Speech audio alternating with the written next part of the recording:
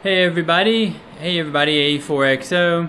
I wanted to talk about how I had my bag packed for Washington DC to activate. So we're going to go over that here, and we'll talk about how I activated in another video, but this is how I packed my bag for the Washington DC trip to Maryland. So I wanted to talk about how I had my bag packed. My cat is not part of this. But she missed me over the weekend, so I guess that's the way it goes. Anyway, I had this as my one item. They talk about how you can have a carry-on and one item with Contour Airlines from Macon to Baltimore. So that's kind of what I did for that. And I had this bag was completely packed with batteries, GoPro stuff, or Osmo Action stuff. It had waters in it and everything, so this bag was very, very packed. Okay, for radio stuff, I had Zygu X6200. I had my accessory bag, and then I also had a 12 amp hour Bioenno. Now, the significant thing about the 12 amp hour Bioenno, if it'll ever focus on it, is that the airlines require 160, less than 160 watt hours, and so if the glare isn't on here too much, that's 144 watt hours, and so the 12 amp hour is perfect for this.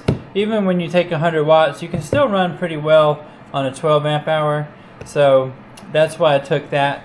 Let's see what's in the accessory bag and the radio bag, if my cat will not come join us for the video here. So I forgot to mention the mast I had was a Little Dude 6.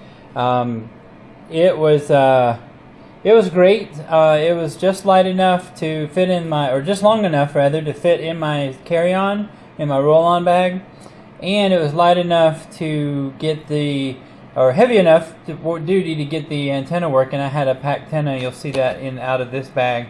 So I did have the Little Dude 6 mast. I didn't take a vertical with me, and so I did have the end-fed this time.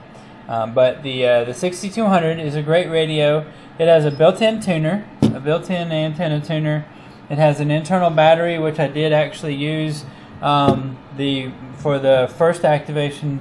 I used the internal battery, which gave me 4 watts of power, and then the external battery, which you can hook up here to the Bioenno, then gives you 8 watts total, and so that worked out really, really well for the second activation because I did need that a little bit more power at that time. Okay, so all of this stuff was in the... By the way, these were 2 Explorer bags from Gigaparts that I put all of this in. So Pactena, random wire, Morse code key. This is a Bioenno battery connection with the power poles. This is for the external power. That worked real well. It had a BNC to PL259 connection. I used headphones. I can't remember if I actually used those or if I had them with me anyway.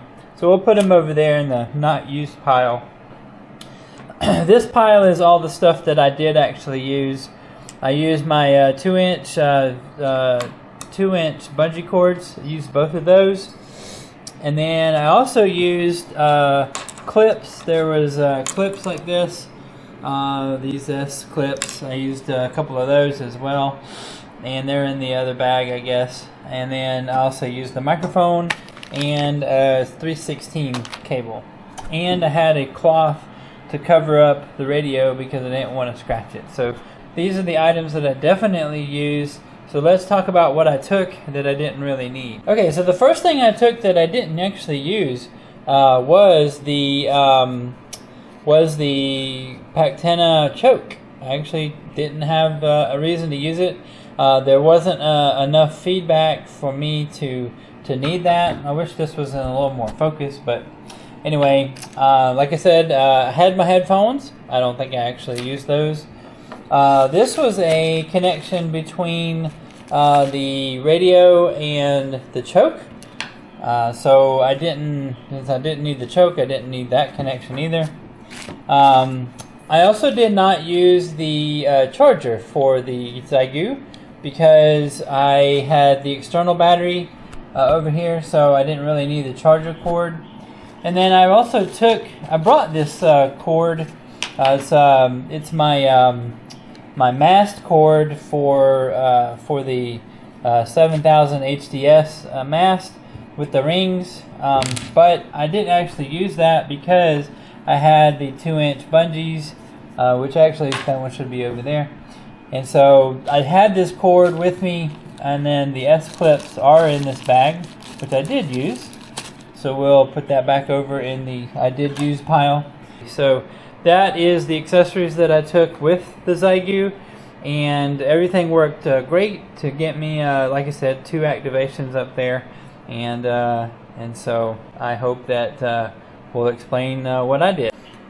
Now, obviously, your backpack may differ from that. Your bag may differ from that. But I wanted to explain, at a minimalist point of view, this was the least equipment that I could get away with to take. Even we had talked about using a QMX, but the guy that owned the QMX couldn't get the microphone working, so I didn't want to chance just on CW. I also had an opportunity to have a AT100 tuner, which is a portable tuner that was also given to me for this trip. But I did not take it because the Zygu has a built-in tuner. Built-in tuner worked great, and so I was able to get it through. Now through TSA, they did look at the battery. They swabbed it to make sure it wasn't explosives or anything. But then that was leaving Macon, but coming out of Baltimore, they didn't even open the bag. They let it right through the X-ray machine. So that is wild that it got flagged in one smaller airport, but in the bigger airport it didn't. So anyway, hope that helps to let you know what I did. And again, thanks to all the hunters that did help me. QRP can be very frustrating and very, very sad and lonely place. I can tell. I definitely missed the 100-watt radio while I was there, but there was just no way for me to take that. So anyway, thanks again, and we'll see you around. Pota on.